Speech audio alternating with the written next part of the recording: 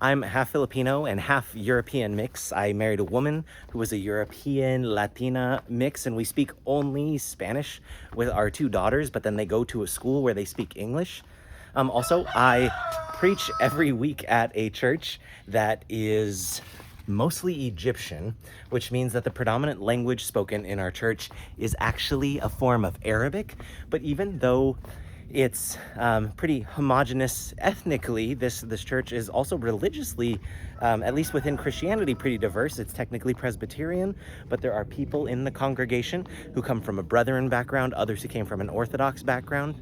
And I can say this, that diversity, having differences, and being in this type of context is not a bug, it's a feature.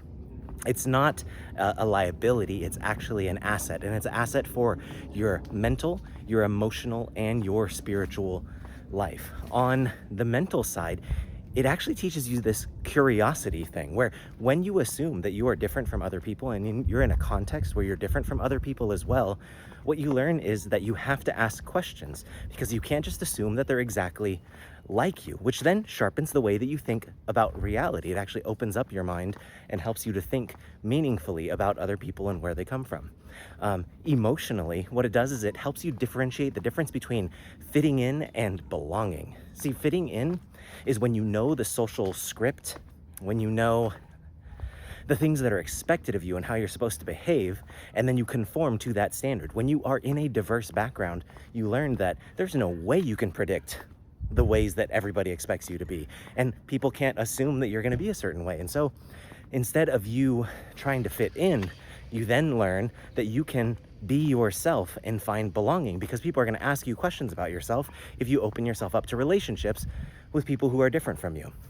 And then spiritually, when you are reading the Bible, you are reading a book that was written by people thousands of years ago in a different culture with a different background, and you can bet that they thought very differently from you.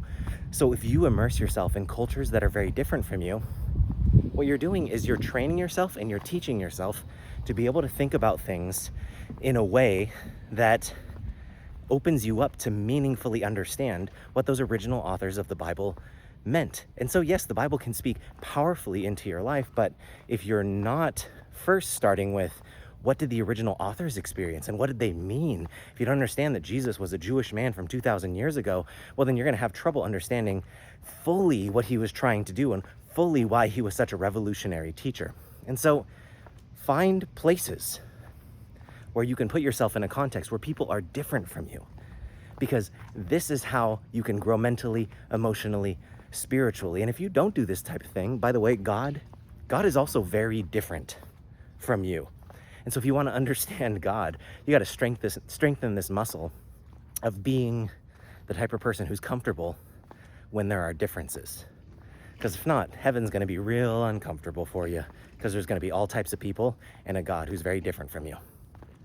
So get out there, be with people who are different.